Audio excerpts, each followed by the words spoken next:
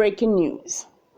Former military chiefs Buratai and Abubakar to appear before International Criminal Court over alleged human rights abuses, extrajudicial killings compiled in 500 documents. Former military chiefs Buratai and Abubakar to appear before International Criminal Court over alleged human rights abuses, extrajudicial killings compiled in 500-page documents. According to a civic group, the African Center for Human Rights, an extensive investigation has been carried out on the two former military chiefs, and the center has gathered sufficient evidence in a 500-page document to indict the former service chiefs in the ICC in The Hague, Netherlands. The former Chief of Army Staff, Lieutenant General Taku Buratai, retired, and his Nigerian Air Force counterpart, Air Marshal Baba Abubakar, retired, will soon face criminal charges at the International Criminal Court (ICC) over alleged human rights abuses and extrajudicial killings during their time as security chiefs.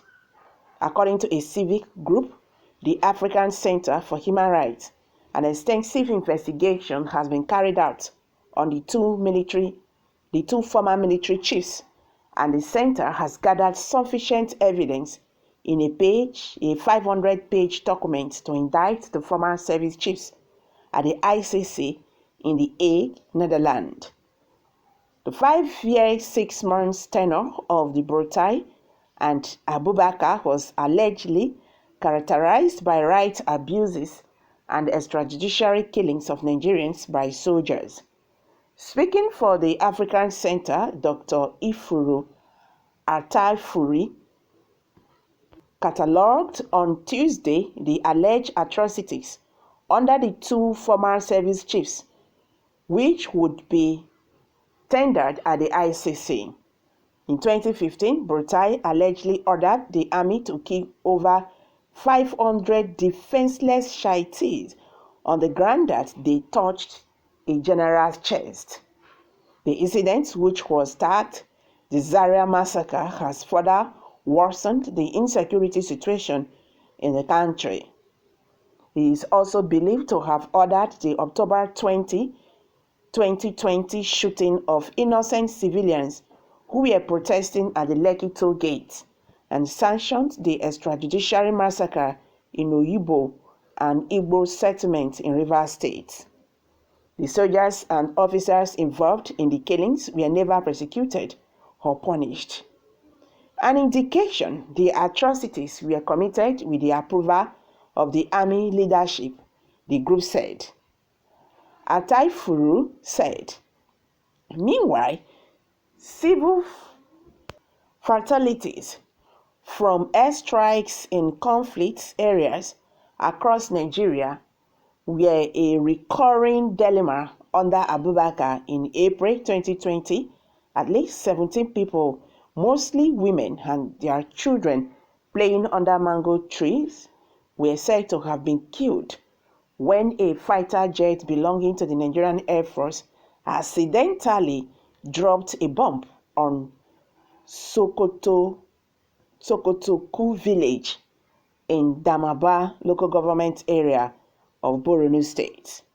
In September 2021, a dozen civilians in Buhari village in Yanurasi local government area of Yobe State were bombed by a military aircraft, and more than 20 other residents suffered different degrees of injuries. 2 weeks after, 20 fishermen were killed when the Air Force targeted terrorist camp in Kwatara, Daba, Masara in the Lake Chad area. Ground troops were also victims of these accidental bombings in April 2021. Some soldiers were killed after a fighter jet belonging to the Nigerian Air Force shared a military truck in Menok, Borno State.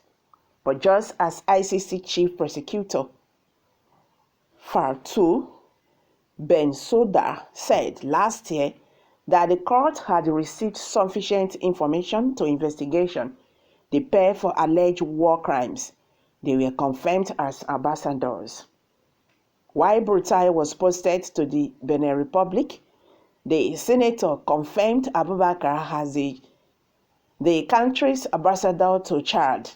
Article 29 of the Vienna Convention protects diplomats from arrest and grants them immunity against civil and criminal prosecution. Diplomats must not be liable to any form of arrest or detention. They are immune from civil or criminal prosecution, though the sending country may veer this right under Article 32. It states, however, after nearly a year, Abubakar in particular can be prosecuted after relinquishing his role to join partisan politics. He is the governorship candidate of the All Progressive Congress in Buratai State for next year's general election, and the African Center for Human Rights said it has compiled a 500-page document and we petitioned the ICC to resume its case of corruption, rights abuses, and extrajudicial killings against former CAS. Atafuri added that Abubakar should be in jail in the first place and not rewarded for his crimes in a sane society. He noted that the center had been in touch with the ICC and the coming days, the retired Air Marshal would be invited and prosecuted. Atafuri said Abubakar must provide explanations for the multiple avoidable crashes under his watch, despite billions invested in purchasing fighter jets. So far, Abubakar has not accounted for all the crashes, including NAF jets under his watch. This is despite spending billions of naira for the procurement of training and fighter jets, he said. It is on record that virtually all the aircraft that was purchased by the former chief are not only poorly rebriefed with record-breaking, highly inflated prices, but were technically risky and not safe to undergo the kind of pressure it underwent. While the nation and the aggrieved families of victims of the corruption officer, inaptitude and greed in the system continue to wait for a fertile report of the crashes, there is so far no hope that justice will never be done to revisit the scandal in Abubakar's tenure and how such practices cost the lives of every vibrant, intelligent, and promising young officers and Nigerians as a whole, while the nation has continued to lose billions of naira in location to fraudulent supplies, he noted.